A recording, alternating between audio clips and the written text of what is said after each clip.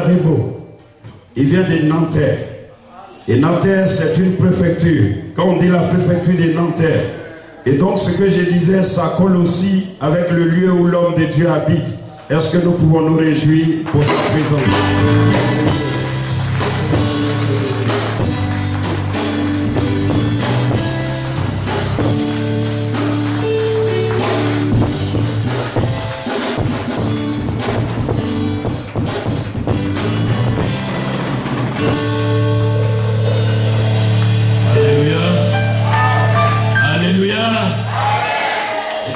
Bonjour à ton frère et à ta soeur. J'ai donc l'honneur de vous apporter un petit enseignement parce que j'ai été invité par l'homme de Dieu et on m'a demandé d'apporter un petit message concernant la conquête des âmes. Je crois que c'est cela, c'est le thème du mois. La conquête des âmes. Alors, j'aimerais qu'on puisse lire d'abord mon texte de base qui est dans le livre des Proverbes au chapitre 11 et nous lirons le verset 30. Proverbes chapitre 30 chapitre 11 verset 30. Je vais lire pour tout le monde. La Bible dit: le fruit du juste est un arbre de vie et le sage s'empare des âmes. Amen, hein? Amen. Est-ce que nous pouvons relire ce passage ensemble, s'il vous plaît? Amen. Le fruit du juste est un arbre de vie et le sage s'empare des âmes. Amen, hein? Amen. Est-ce que tu peux dire à ton frère que tu es un sage? Dis à ton frère et dis-le que tu es un sage. Alors, est-ce que tu peux lui dire que le sage s'empare des âmes? Voilà le texte de base de mon intervention de cet après-midi. C'est l'homme, je pourrais dire l'homme le plus sage du monde qui est en train de parler. C'est le roi Salomon. Salomon était un roi choisi par Dieu, établi par Dieu, et il a gouverné selon la puissance et l'autorité de Dieu. La Bible dit de Salomon qu'il avait tout fait. Il avait tout fait. Et à la fin, il a conclu en disant que quoi que l'homme fasse, quoi que l'homme pense, quoi que l'homme dise, cela n'est que vanité de vanité. Et c'est ce merveilleux homme, ce merveilleux roi qui nous donne cette pensée. Il nous dit: le fruit du juste est un arbre de vie. Le fruit, c'est ce qui sort du juste. Le fruit, c'est ce que un juste peut produire. Ce qu'un homme produit, ce qu'un homme sage, ce qu'un homme intelligent, ce qu'un homme juste peut produire, c'est un arbre de vie. Amen. C'est pourquoi, quelque part, il nous est dit que nos œuvres parleront pour nous. Parce que le fruit de notre activité, ce que nous pouvons sortir de nous, tout le fruit de notre travail représente notre arbre de vie. N'est-ce pas, Dieu a dit que tu mangeras ton pain à la sueur de ton front? C'est de ton travail que tu pourras manger. C'est de ton travail que tu pourras jouir d'un certain nombre d'avantages dans la vie de tous les jours. Et là, Dieu dit que le fruit d'un homme sage, d'un homme qui est juste, l'homme juste, c'est celui qui a donné son cœur à Dieu. Amen. Un homme juste, ce n'est pas celui qui écrit correctement le français. Non. Un homme juste, ce n'est pas celui qui, lorsqu'il parle, ne commet aucune faute. Non. Un homme juste, c'est un homme qui a donné son cœur à Jésus. Parce que c'est un homme qui a découvert ce qui est juste. Un homme juste, c'est celui qui a répandu son âme, qui a donné son cœur, qui a donné ses sentiments, qui a donné ses émotions et qui a demandé à sa volonté de se soumettre à l'autorité de Dieu. Voilà ce qu'est un homme juste. La Bible dit de lui qu'il que le fruit qu'il sort est un arbre de vie pour lui. Et le sage, il s'empare des âmes, la conquête des âmes. Donc cela veut dire que tu ne peux conquérir les âmes, que tu ne peux t'emparer des âmes que si tu es sage. Si tu es sage. Et sage, c'est celui qui comprend la volonté de Dieu. Si tu arrives à comprendre la volonté de Dieu, à ce moment-là, tu es un homme sage, tu es une femme sage.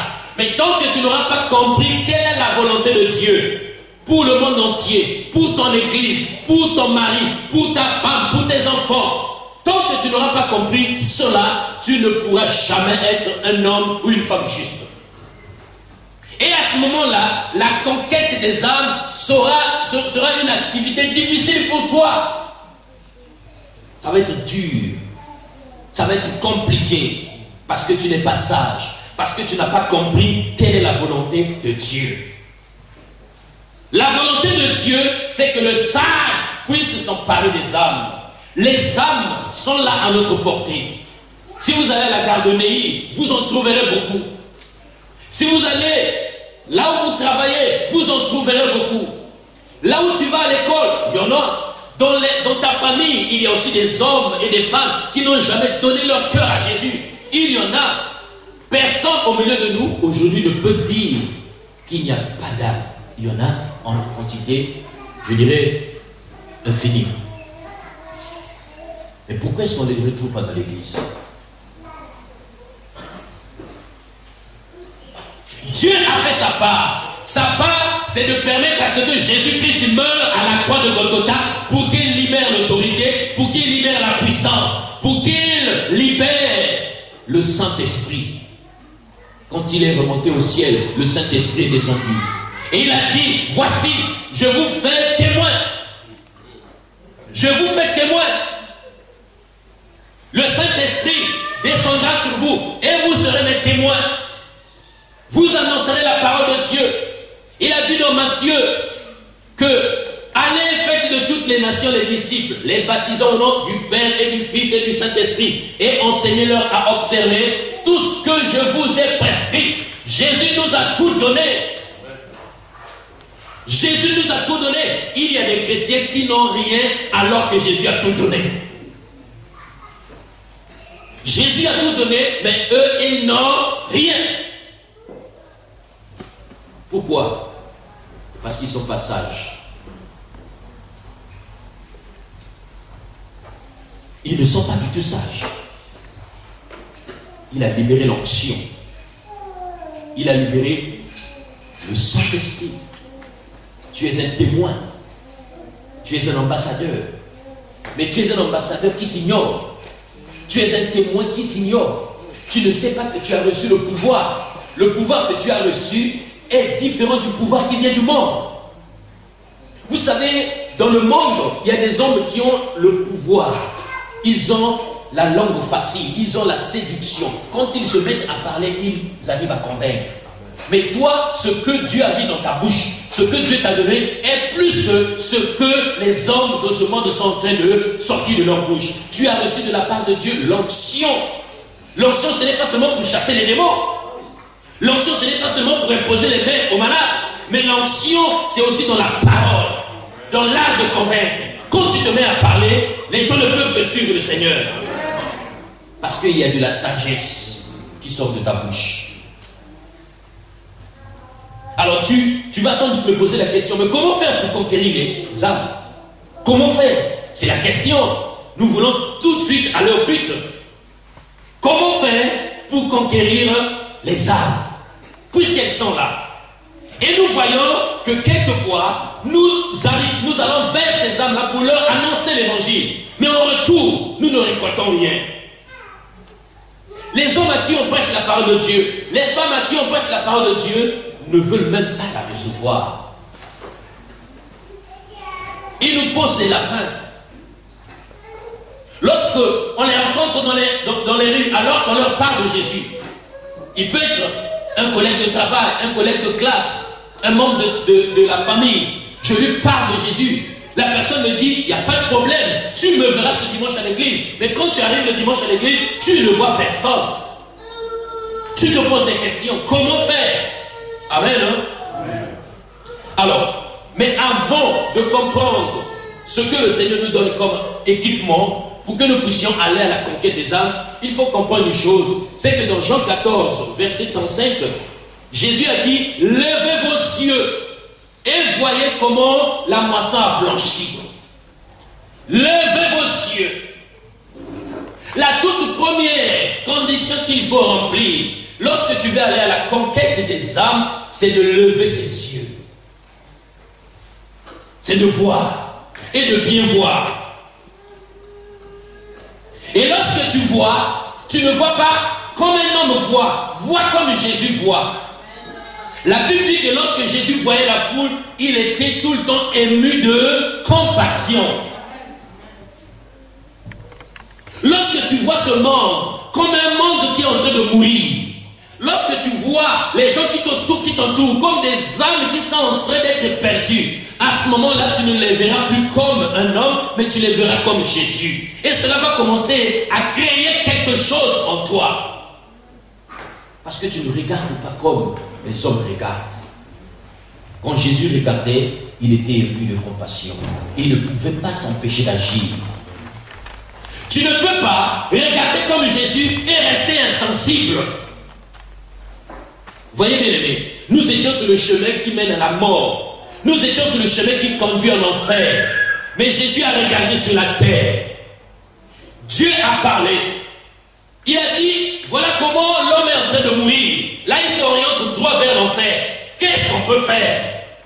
Pour que l'homme sorte du chemin de l'enfer, il faut que le sang coule. Il faut que le sang coule. Parce que l'homme a été rendu coupable devant moi. Mais pour que ma colère soit apaisée, il faut que le sang coule. Mais quel est le sang qui va couler? Les anges ont dit à Dieu, débrouille-toi. Les 4 êtres vivants ont dit à Dieu, ça c'est ton problème, c'est toi qui as créé l'homme. Les 24 vieillards ont dit, Dieu, nous ne savons que adorer. Nous, on ne peut pas descendre. On n'a pas de corps. Comment le sang peut-il couler de nous? Et Jésus va voir. Quand il regarde sur la terre, il te voit. Alors que tu n'étais pas né, mais tu existais. Il t'a vu. Il voyait comment est-ce que tu étais sur le chemin qui mène à la mort.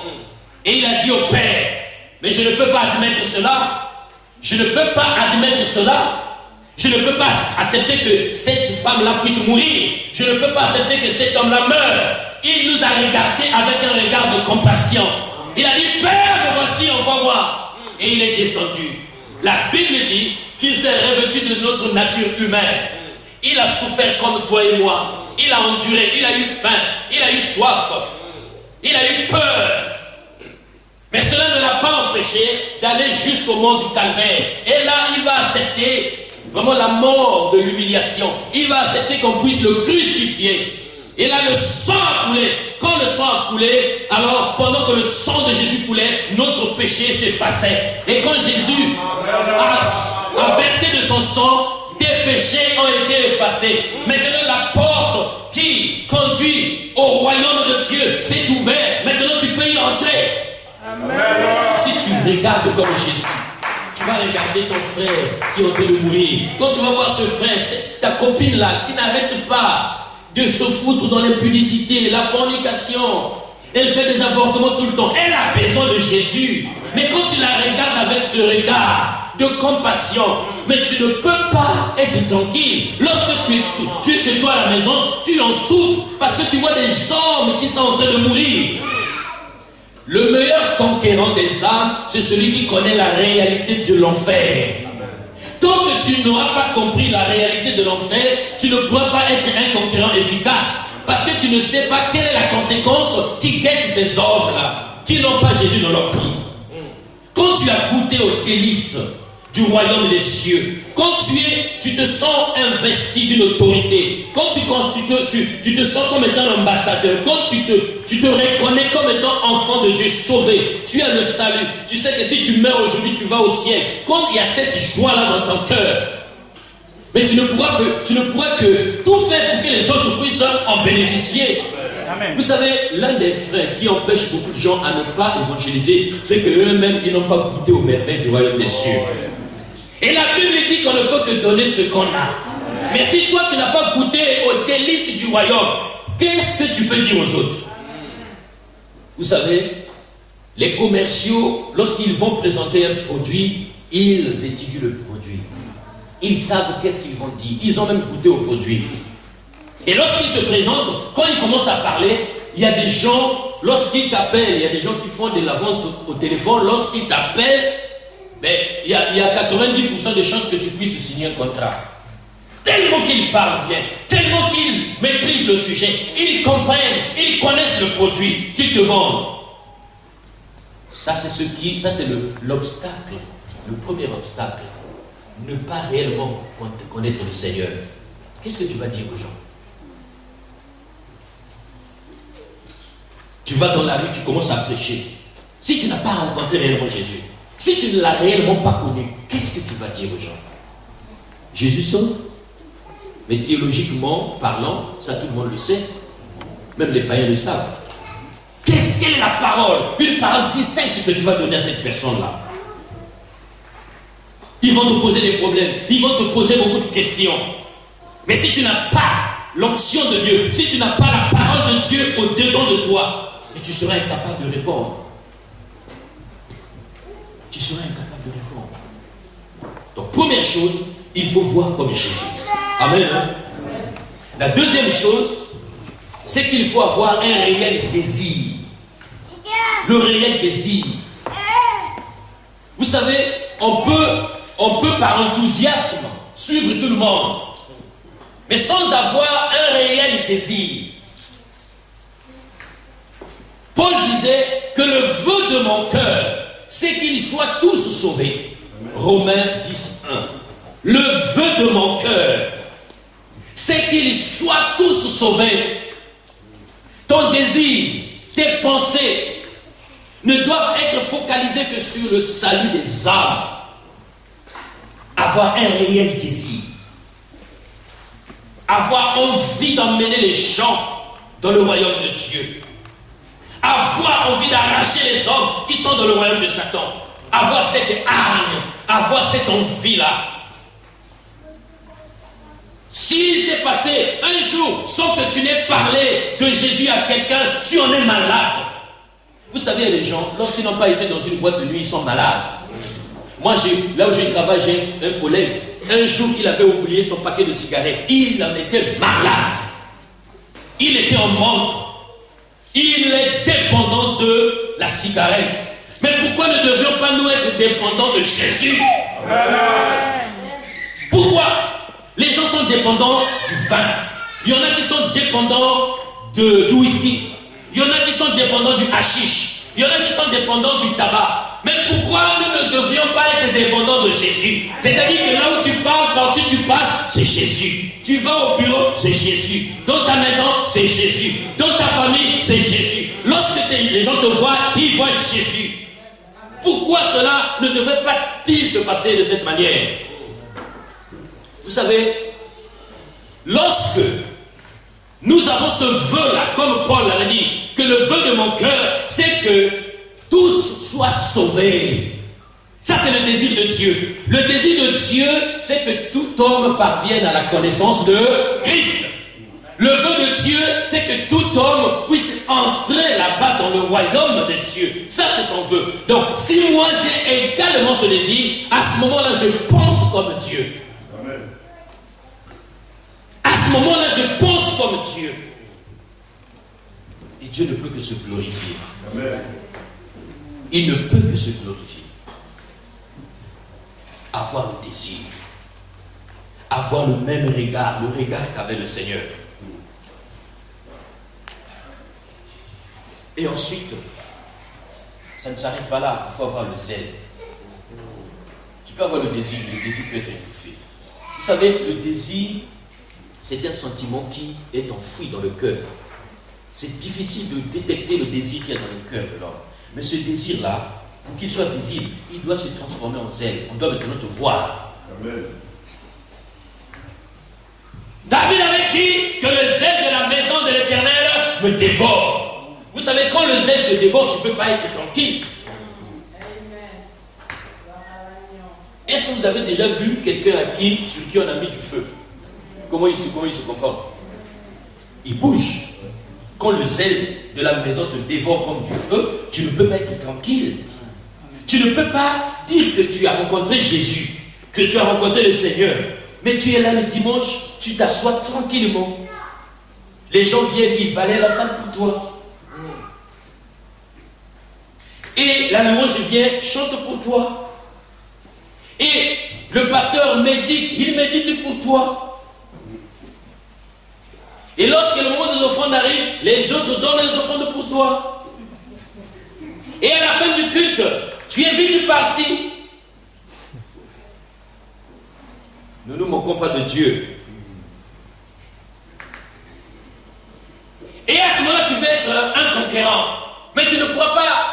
Parce que nos œuvres, n'oublions pas le passage de Proverbe, que le fruit du juste est un arbre de vie. Ce que tu produis, cela est capable d'attirer comme cela est capable de repousser. Amen.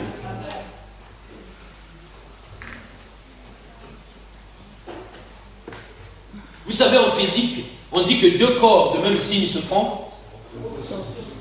Ok. Deux corps de même signe et deux corps de signes opposés. Ça veut dire quoi? Toi, tu as l'onction de Dieu. Celui qui a l'onction du diable, tu vas l'attirer. Si seulement tu te mets dans la présence de Dieu.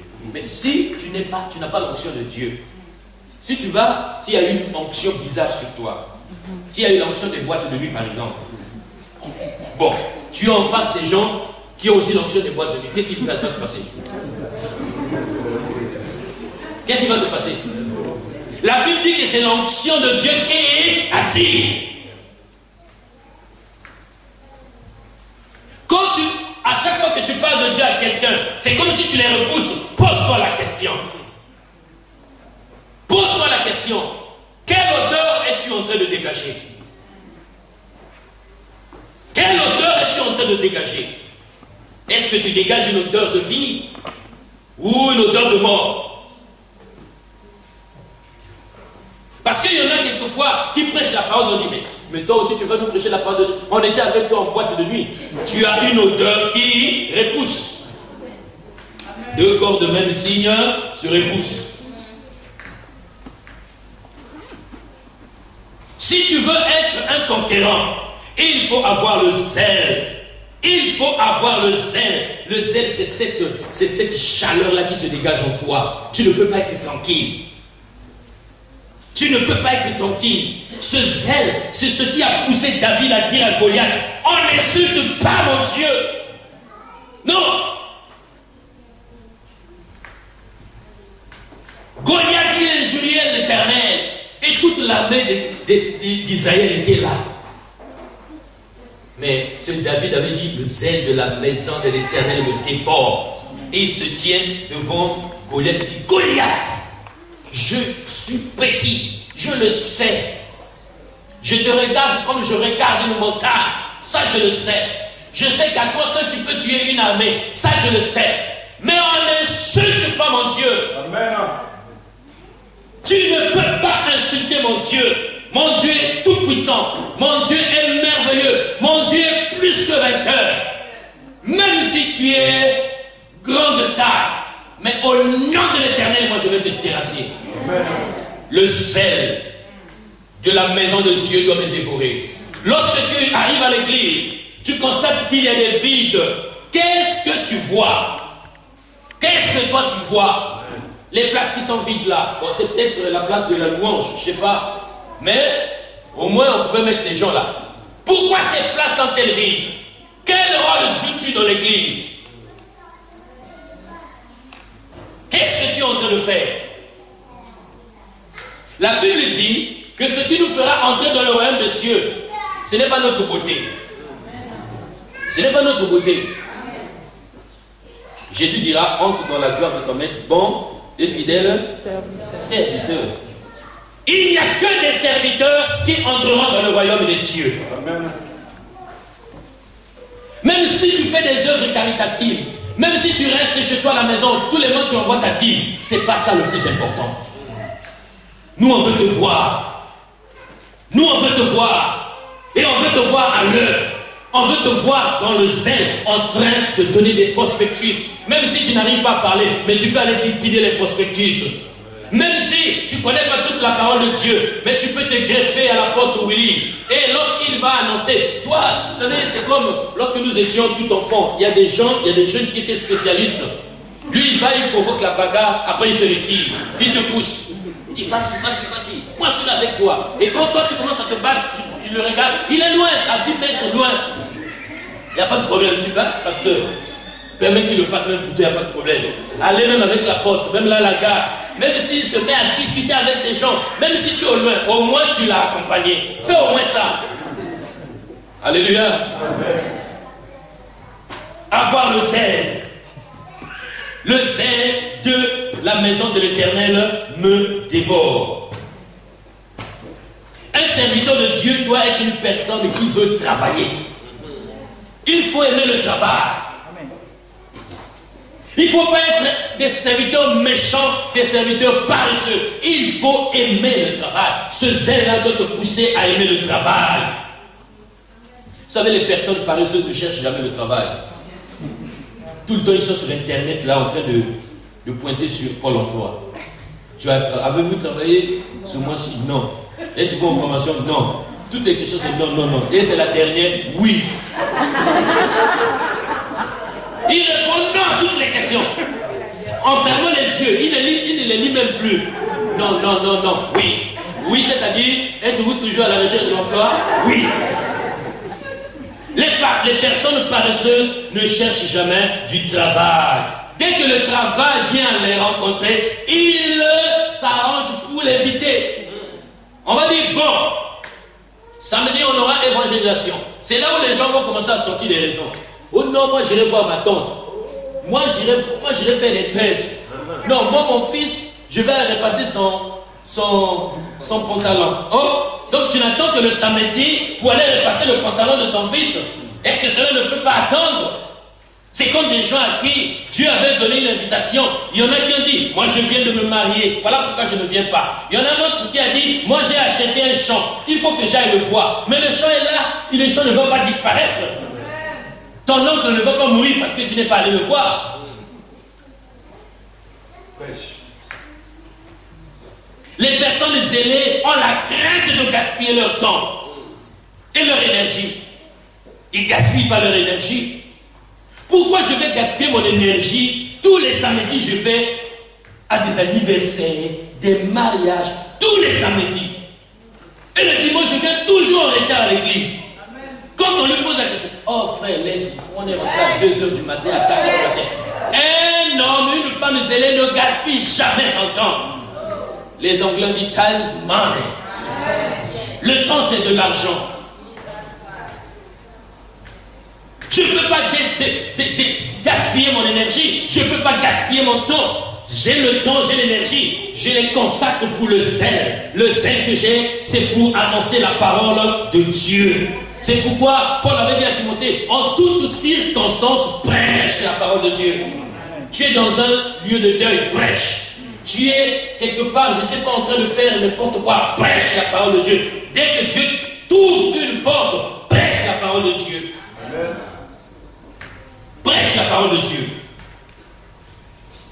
Vous savez, une personne zélée, c'est une personne qui ne considère pas le travail comme un fardeau. Vous savez, il y a même des chrétiens pour qui venir à l'église, ça devient un fardeau. Et c'est un fardeau. Tu les appelles. Heureusement que la France nous a aidés en créant les forfaits limités. Sinon, apôtre, je ne sais pas combien tu aurais dépensé pour le téléphone. Il y a des gens pour venir à l'église. Il faut les appeler. Vous les appelez. Il y en a qui connaissent le numéro de l'apôtre. Dès que l'apôtre appelle, il rentre directement dans la messagerie. Parce qu'il sait que c'est l'apôtre. Mais comme l'apôtre ne va pas lui dire qu'on va au cinéma, comme l'apôtre ne va pas lui dire qu'on va au restaurant, l'apôtre va lui dire on aura évangélisation, on aura séminaire. Il sait déjà ça par avance. Et il ne répond pas au téléphone. Moi j'en connais. Je sais de quoi je parle. Je crois que l'apôtre, tu en sais aussi quelque chose. Une personne zélée, c'est une personne pour qui le travail n'est pas un fardeau. C'est pas un fardeau. C'est une joie. Servir Dieu, c'est pas un fardeau. C'est un bonheur. Bien aimé, vous savez combien de gens sont en train de mourir pendant que nous parlons là? Sans rencontrer le Seigneur, sans avoir le privilège de ramener au moins une âme dans le ciel. Lorsque nous entrerons dans le ciel, pendant que tu vas aller, tu vas prendre le chemin qui mène au ciel. C'est là où les gens que toi tu as ramenés au Seigneur vont te dire, hé, frère Boris, mais je suis là aussi avec toi. Tu dis, on est parti, on rentre chez nous là, on repart chez nous là, tu parles comme les jeunes, on va chez nous là, on va, allez viens, on est parti. Boris, mais c'est toi qui m'as enseigné la parole de Dieu. Viens, on est parti, Parce qu'un jour, on aura dit oui au Seigneur. Amen. Hein? Amen.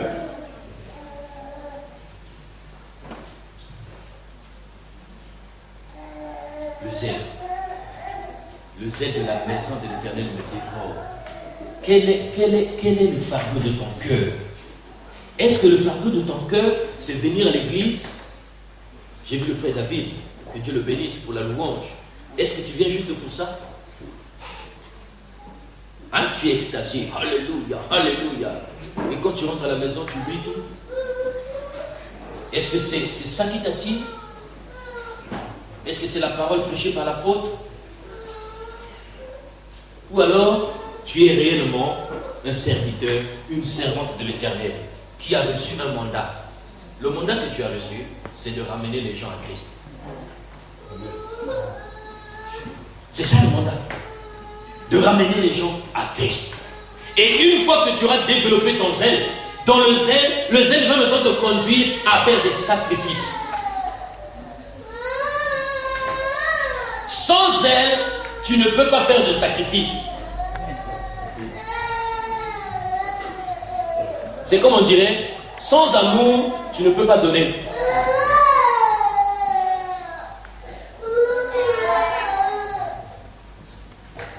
C'est comme un homme qui aime une femme.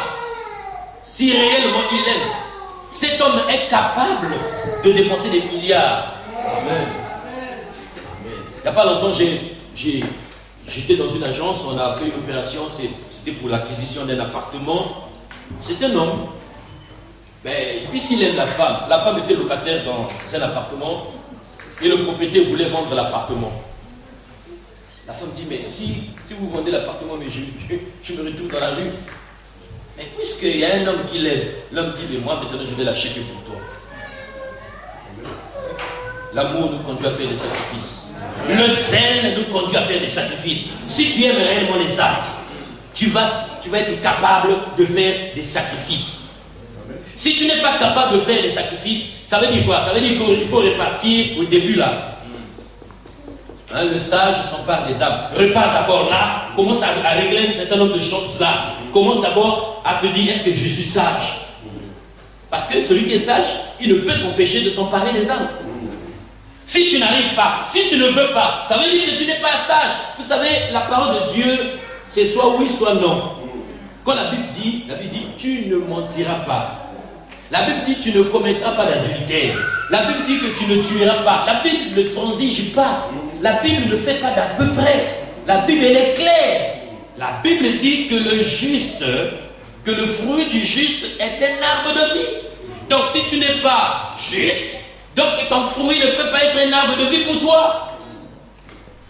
Il n'y a pas beaucoup de calculs à faire. Donc on repart à l'origine pour savoir si réellement la justice dans ta vie ou pas. Et ensuite, tu commences à remonter les marches jusqu'à retrouver cette dimension de se sacrifier. Se sacrifier. Tu sacrifies tes droits pour sauver les âmes. Vous savez, il y a des mamans qui se sacrifient. Moi j'admire les mamans. Que Dieu vous bénisse. Moi je connais les mamans. En tout cas, vous êtes bénis, vous les mamans. Vous êtes des êtres vraiment, il me manque même des qualificatifs. Les mamans, vous êtes extraordinaire. Quelquefois, vous acceptez de dormir affamé, mais que votre mari et vos enfants mangent. Moi, j'ai un jeune neveu. Lui, il ne sait même pas faire le lait. Son propre lait, il sait pas le faire. Il faut que la femme lui fasse du lait. D'abord, la femme fait du lait aux enfants. Ensuite, on lui fait son lait. Il ne sait rien faire. Comme un pacha là assis, on lui fait tout. Et la femme le fait. Que Dieu vous bénisse. Parce que moi, je n'ai pas ce cœur là. Le cœur que vous avez, les mamans vous avez. Moi, je ne peux pas l'avoir. Hein.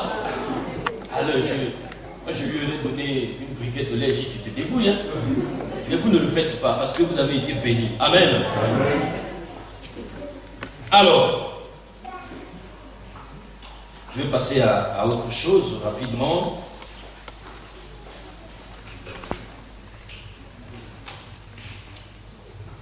Alors, donc, quand nous lisons dans Matthieu 28, comme je vous l'ai dit, c'était un ordre que Jésus a donné. Il dit, allez, faites de toutes les nations, les disciples les baptisons au nom du Père et du Fils et du Saint-Esprit. Pourquoi? Parce que Dieu veut que tout le monde puisse parvenir à la nouvelle naissance. Parce que la nouvelle naissance est une condition nécessaire pour aller au ciel. Jésus avait dit à Nicodème, si un homme naît d'eau et d'esprit, il ne peut entrer. Donc Jésus, le savant, Dieu, le sachant, qu'est-ce qu'il demande? Il demande que toi et moi, qui avons déjà goûté au délice du royaume des cieux, que nous puissions aller et faire de toutes les nations les disciples, pour qu'eux également puissent avoir ce privilège, qu'ils naissent de nouveau. Donc, pour que ces hommes-là viennent à Christ, pour que ces hommes-là puissent parvenir à la nouvelle naissance, il va falloir que nous puissions nous équiper. Il va falloir que nous puissions faire des sacrifices. Sans sacrifice, l'église ne peut pas être remplie. L'église est dans le ventre du pasteur. Est-ce que vous le savez? L'église est dans le ventre du pasteur. Le pasteur est en train de souffrir. Quelquefois, il ne mange pas.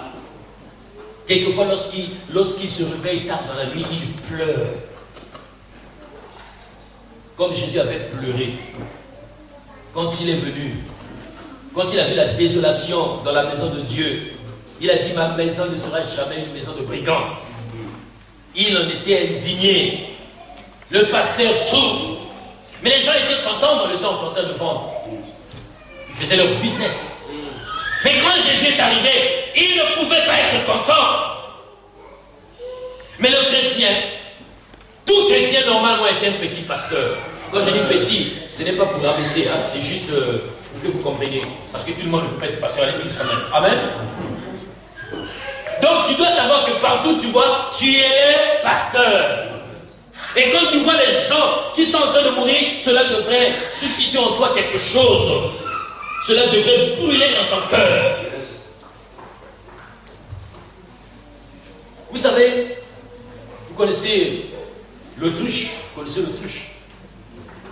Je ne sais pas s'il faut l'appeler animal ou oiseau. Hein? Vous connaissez l'autruche? Bon, vous la mettez où vous voulez. Si vous voulez l'appeler animal, vous l'appelez animal. Si vous voulez l'appeler oiseau, vous l'appelez oiseau. Vous choisissez. La particularité de l'autruche, c'est que lorsqu'elle a donné naissance à ses petits, elle les abandonne. Donc ça veut dire quoi? Celui qui va à la conquête des âmes ne doit pas adopter le comportement autruche. Vous lisez cela dans Job 39, 14 à 18. Ça vous pouvez lire à la maison. Et Lamentation 4, 3 à 4. N'adoptez pas le comportement autruche. C'est-à-dire que, c'est quoi le comportement autruche? C'est faire plaisir à la pote. Puisqu'on veut, là, ce qui est à la mode, c'est la conquête des âmes. Bon, moi aussi, je vais commencer à évangéliser. Hein. Moi aussi. Là, tu appelles. Et Jeannette, Francine et François, venez, on va aller, les gars, la porte là-bas, ils m'embêtent. Venez au moins pour qu'ils voient. Ça, c'est adopter le comportement autruche. C'est-à-dire, tu les amènes comme ça, il n'y a pas de suite. Il n'y a pas de suite. C'est son lendemain. Mais un véritable concurrent ne devrait pas agir comme l'autruche. Un véritable concurrent, c'est celui qui doit vraiment commencer à prier. Commencez à prier. Vous savez, un conquérant, avant d'accoucher des âmes, doit d'abord être enceinte. Tu dois être enceinte des âmes. Amen. Il faut que Dieu vienne planter l'âme de ces gens-là à qui tu vas annoncer la parole de Dieu dans ton cœur. Vous savez, il y en a même qui ont ouvert des cahiers, des listes, des registres. Toutes les personnes qu'ils connaissent, ils mettent leur nom. Et ils prient pour chaque personne. Je te prie pour Jean-Pierre. Seigneur, s'il te plaît, qu'il donne, avant que j'aille lui parler. Vous savez, nous sommes prompts à parler. Et quelquefois, nous parlons mal. Parce qu'on a dit qu'on veut être des conquérants, on va à la conquête des âmes, et là, on se met à aller toucher n'importe qui, parler à n'importe qui. Non. Il faut commencer d'abord par tomber enceinte. Quand une maman veut avoir un enfant, et il faut qu'elle tombe d'abord enceinte. Il faut d'abord tomber enceinte. Comment est-ce que tu tombes enceinte? Mais c'est en lisant la parole de Dieu, c'est en venant à l'église, c'est en t'imprégnant de la réalité du royaume. Parce qu'une jeune fille qui a 14 ans qui tombe enceinte, qu'est-ce qu'elle va donner à son bébé?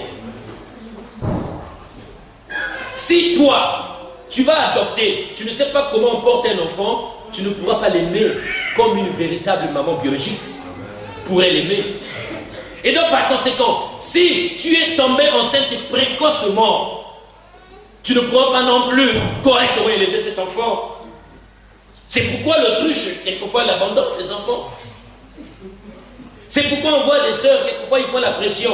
Viens à l'église, viens à notre église, viens à notre église. Quand cette personne-là vient à l'église, après, elle démissionne.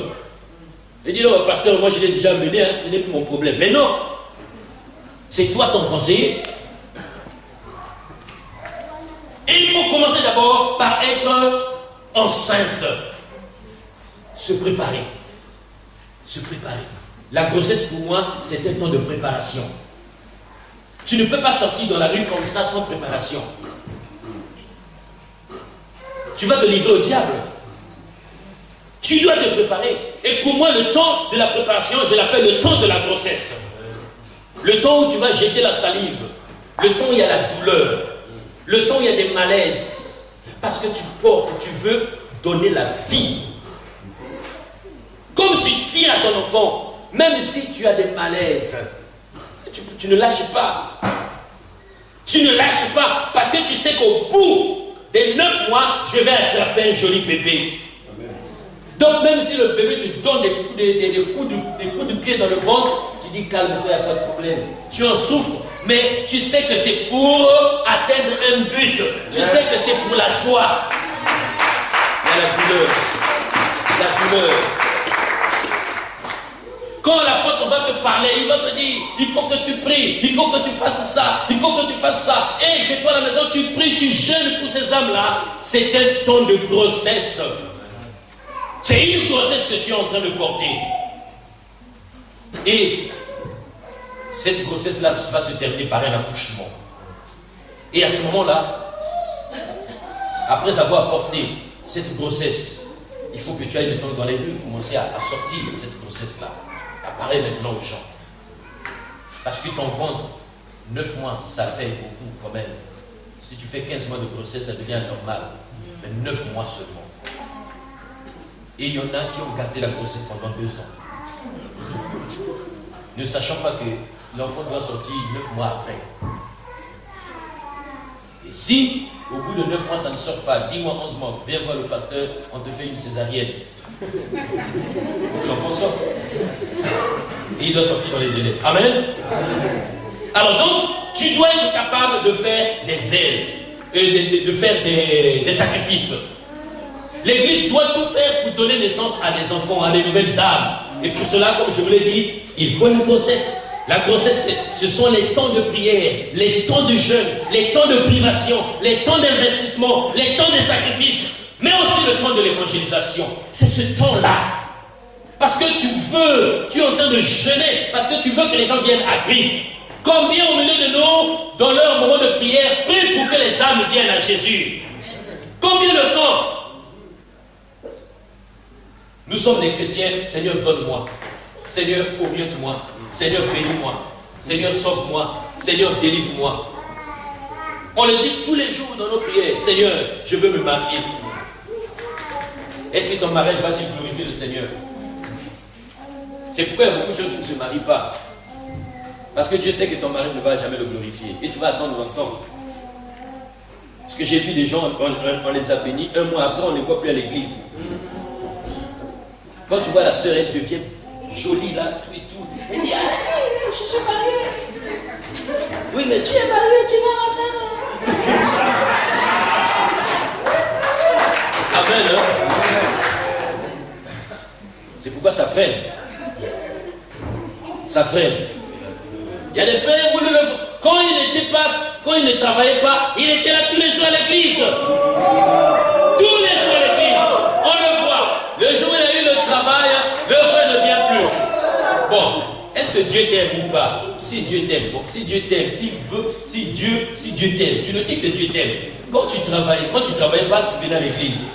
Maintenant que tu travailles, tu ne viens plus à l'église. Bon, on va faire une logique.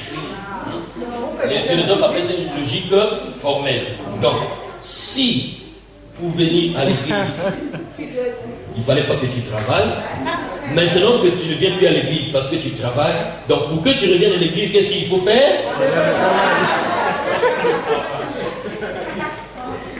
Et tu es étonné, tu arrives un bon matin, tu dis, monsieur, fais une mission.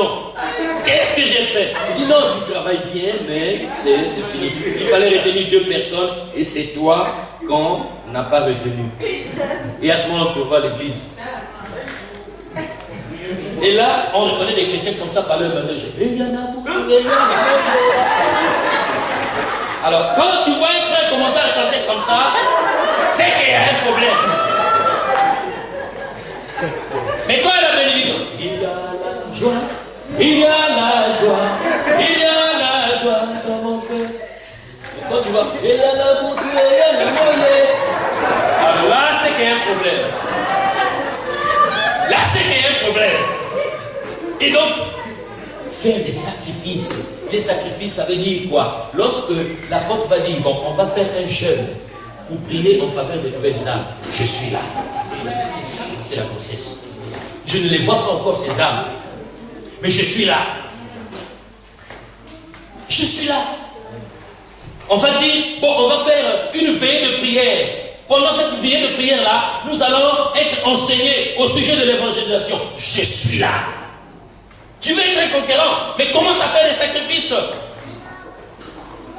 Commence à faire des sacrifices.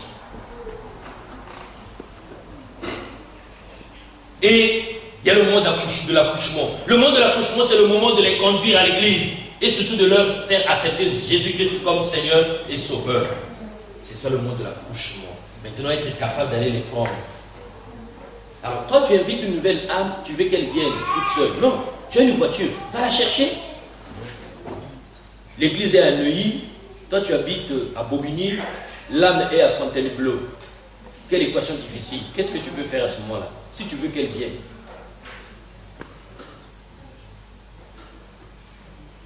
Tu l'appelles et dis non, mais chez nous il n'y a pas de train, donc moi je ne peux pas venir.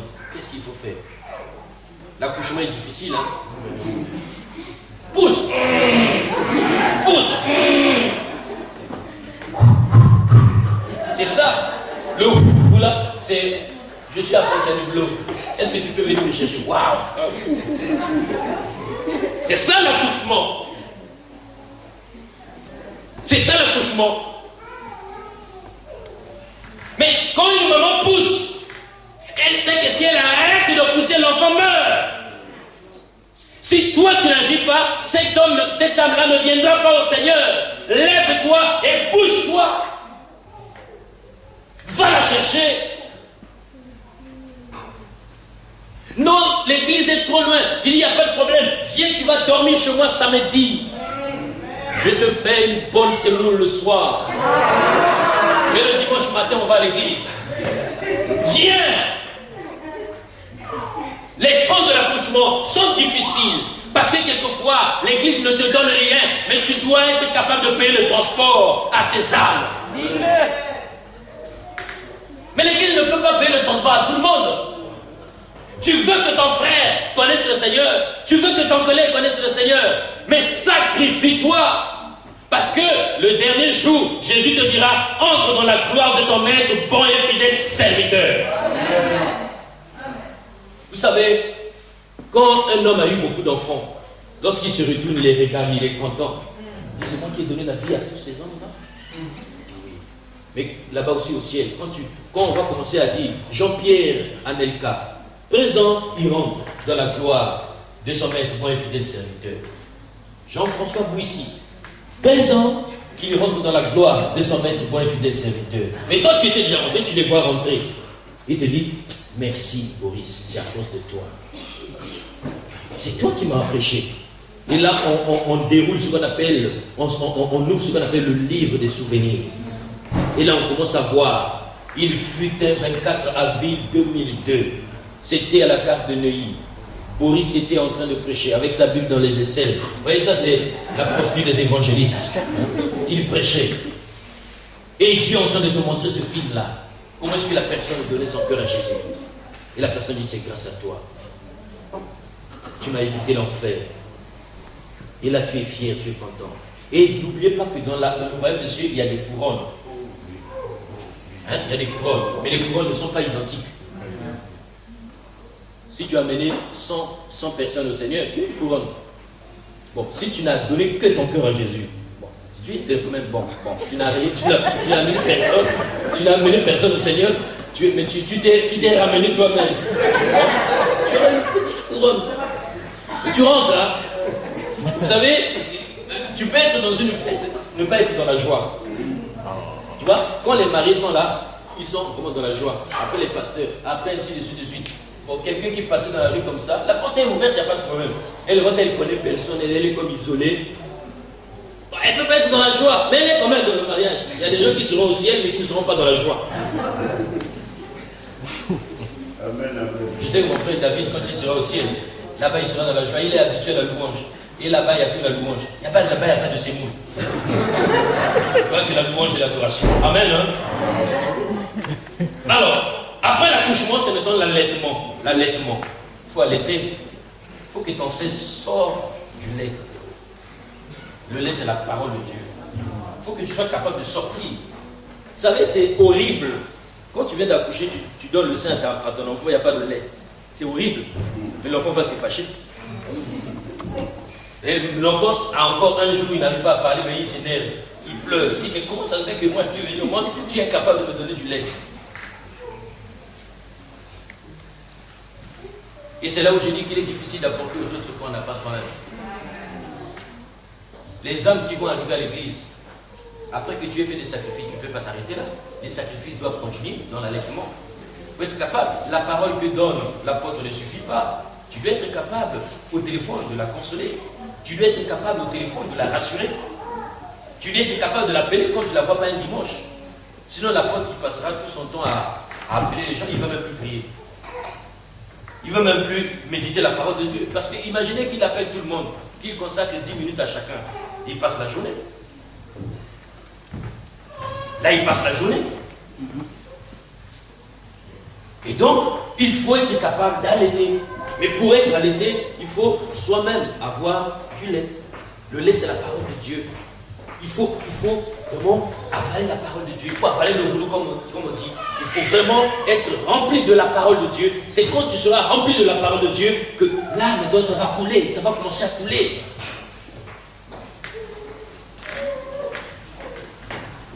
Il y a un frère que tu avais ramené au Seigneur et un dimanche tu ne le vois pas. Et tu l'appelles le soir, il te dit non frère, je ne pouvais pas venir parce que, bon voilà, j'ai eu tel souci, j'ai eu tel souci.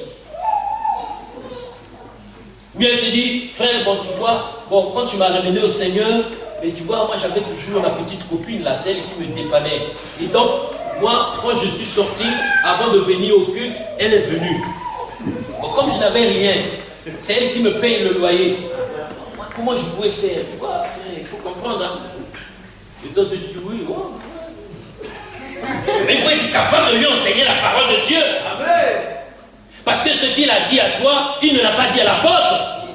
Dis-le. Qu'est-ce que nous faisons? on nous dit comme ça, on court voir la porte. La porte, tu vois le frère là-bas, il a dit qu'il y a un copain, il y a un... Non, c'est à toi qu'on a dit, c'est à toi que revient la responsabilité.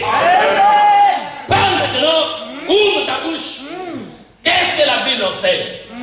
Rassure la personne. Parle-lui.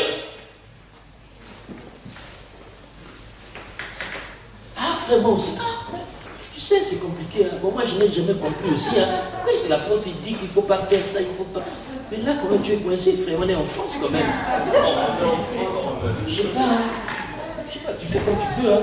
Mais quand tu auras le temps, tu viens quand même. On ne peut que donner ce qu'on a reçu. Si tu n'as rien, tu ne peux rien apporter.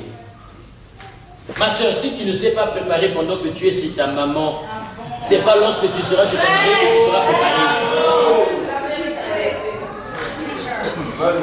Vous savez, chez nous, il y a un plat qu'on appelle tsunami. Vous savez c'est quoi? Tsunami, c'est dire que vous mettez beaucoup d'eau, un peu de viande, et après vous ne voyez plus les morceaux de viande.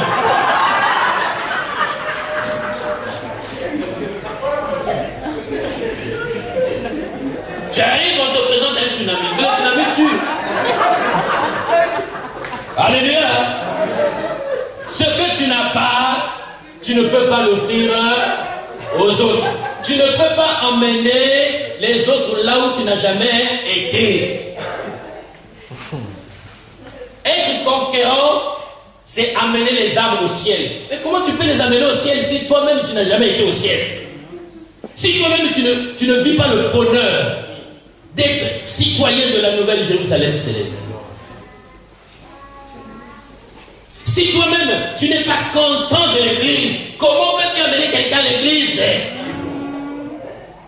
Il y a des chrétiens grognons, je trouve grognons. Ils sont là tout le temps en train de goûter. Comment veux-tu amener les hommes à l'église si toi-même tu ne te sens pas à l'aise?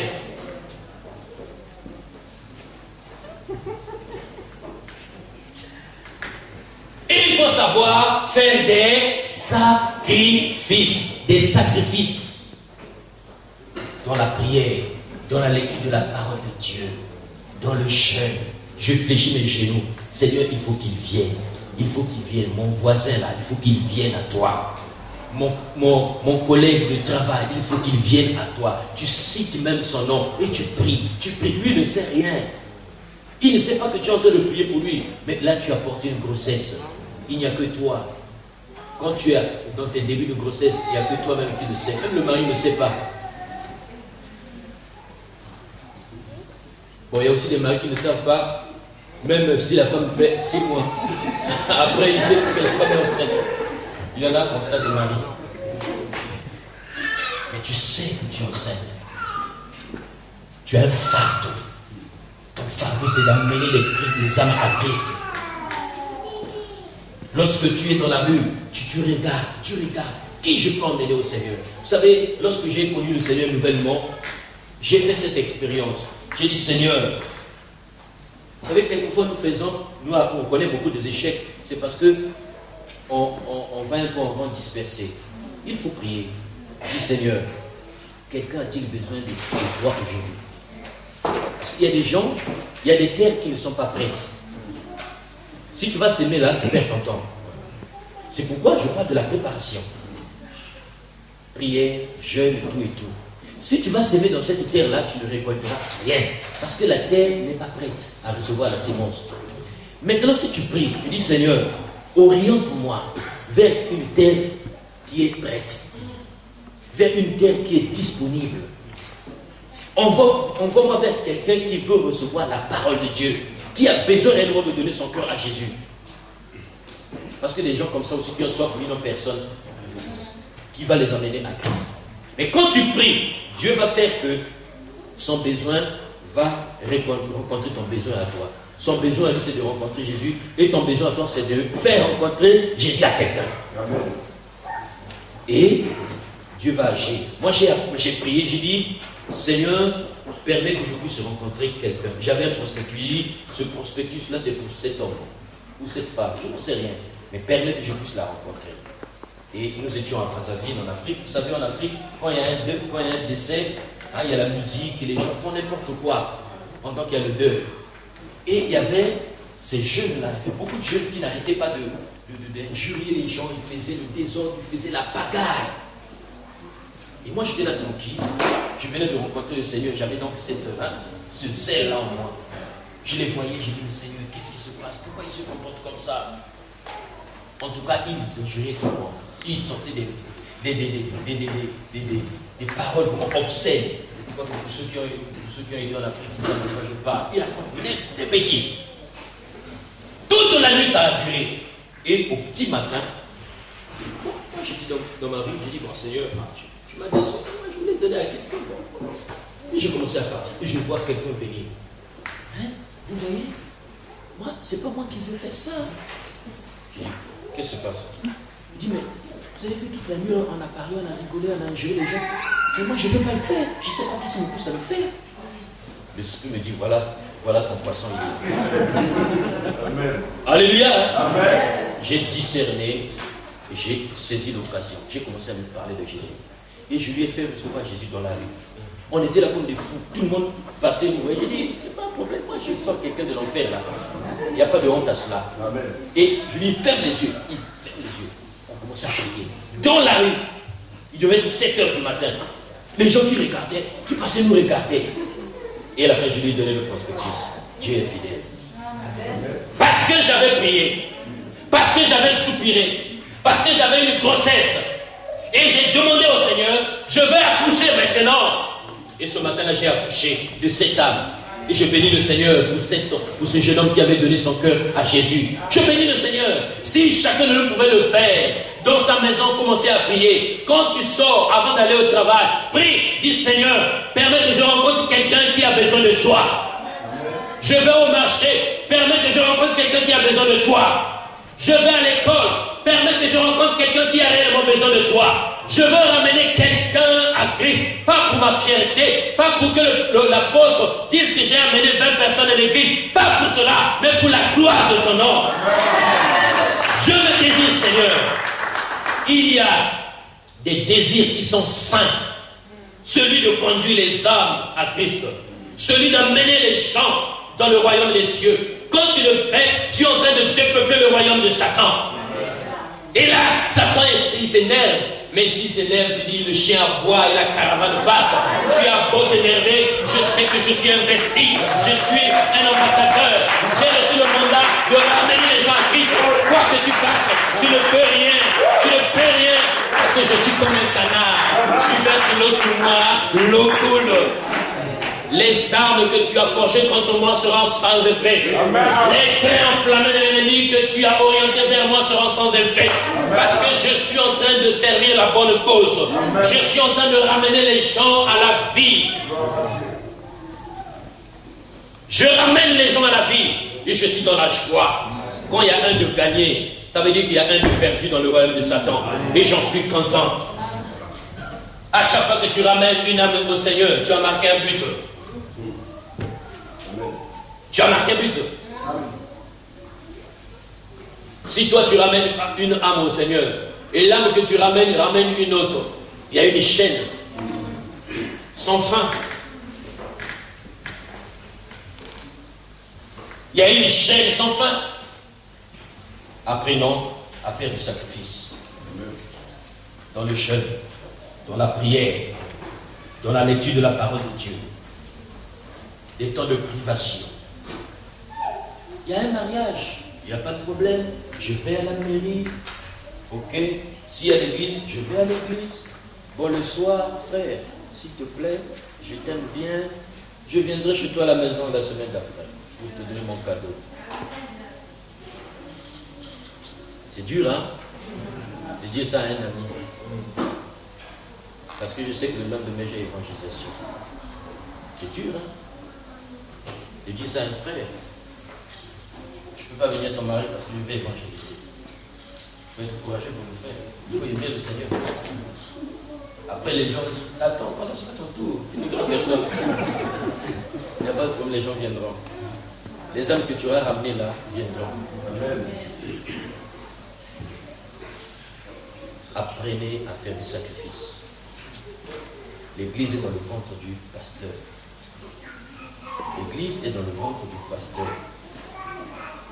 Ça, c'est un enseignant de l'école biblique qui m'avait dit. Je ne comprenais pas cela. Et c'est quand je suis devenu pasteur que j'ai compris ça. On en pleure. On en souffre.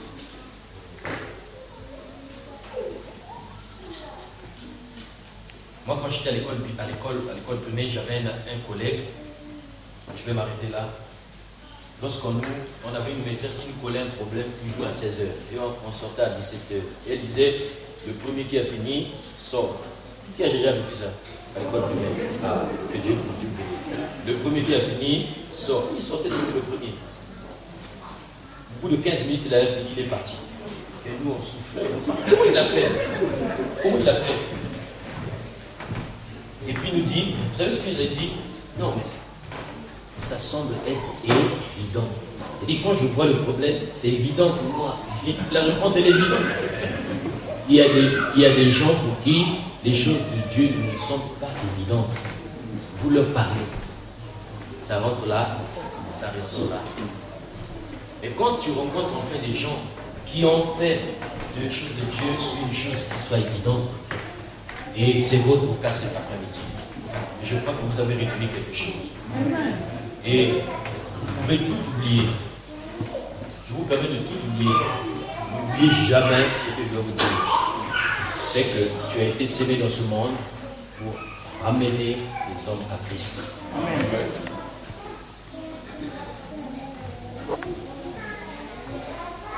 Tu as été sémé dans ce monde pour ramener les gens à Christ. C'est le mandat que tu as reçu. Sois fier de ce mandat. Sois heureux. N'aie pas honte. Parce que Jésus a dit que celui qui a honte de moi, moi également j'aurai honte de lui. Amen.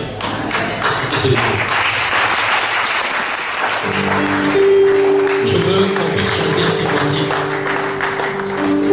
pour adorer notre Dieu. C'est un cantique qui est tout simple. Comment ne pas t'adorer? Comment ne pas t'adorer? Comment ne pas t'adorer? C'est ça. C'est tout. C'est bon là? Je sais que vous êtes des professionnels. Comment ne pas t'adorer? Comment ne pas t'adorer? Comment ne pas t'adorer? Comment ne pas t'adorer? Comment ne pas t'adorer? Chante avec le bien-aimé. Comment ne pas t'adorer? Je veux t'adorer, Seigneur. Comment ne pas t'adorer? Comment ne pas t'adorer? Comment ne pas t'adorer? Comment ne pas t'adorer? Comment ne pas t'adorer? Comment ne pas t'adorer? Comment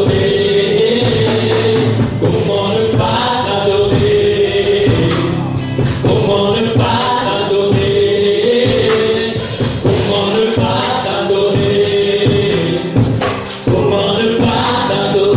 Comment ne pas t'adorer? Comment ne pas t'adorer? Comment ne pas t'adorer? Comment ne pas t'adorer? Est-ce que nous pouvons lever nos voix pour remercier le Seigneur? Élève ta voix et remercier le Seigneur. Ton nom est bien, les chances soient élève tes mains. Remercie ton Dieu.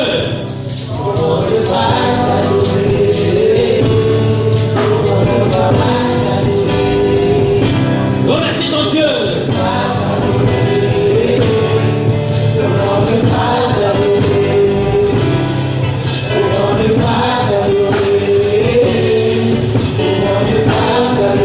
Alléluia.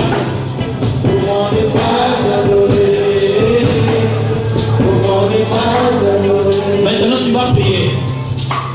Tu vas dire, Seigneur, je sais que tu m'as oint.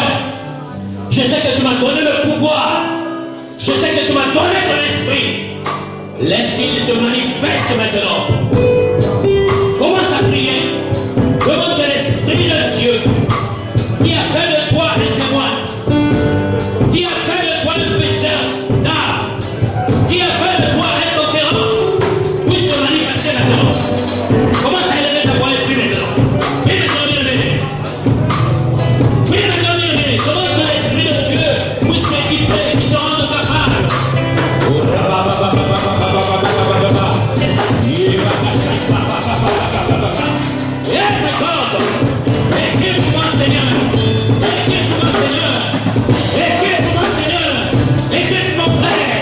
équipe ma soeur, afin qu'il soit témoin, afin qu'il soit témoin, afin qu'il soit témoin, afin qu'il soit témoin.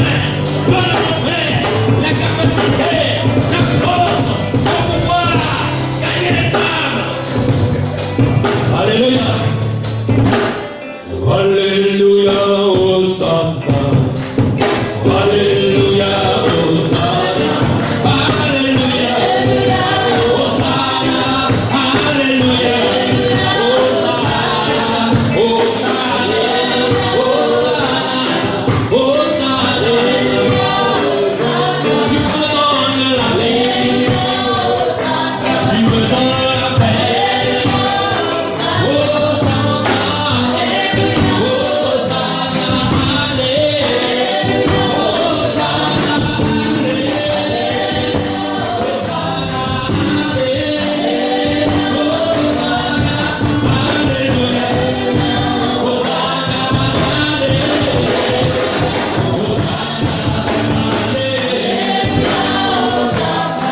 alléluia.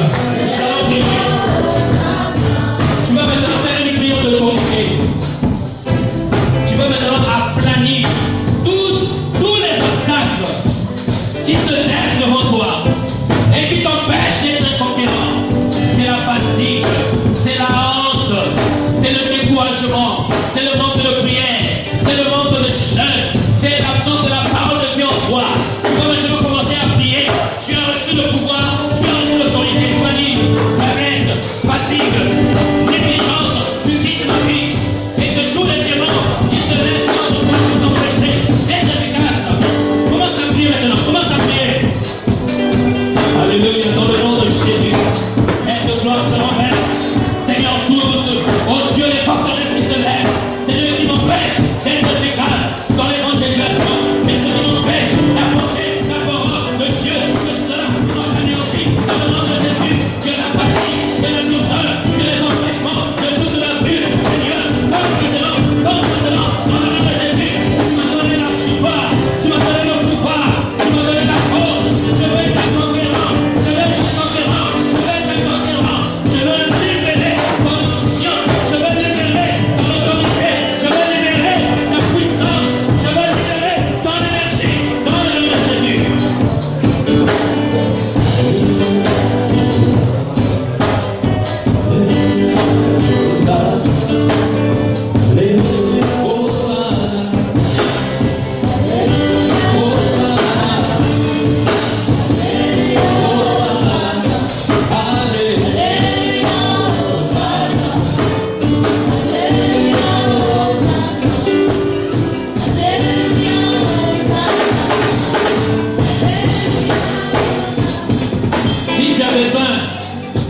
Si tu as besoin que je puisse prier pour toi,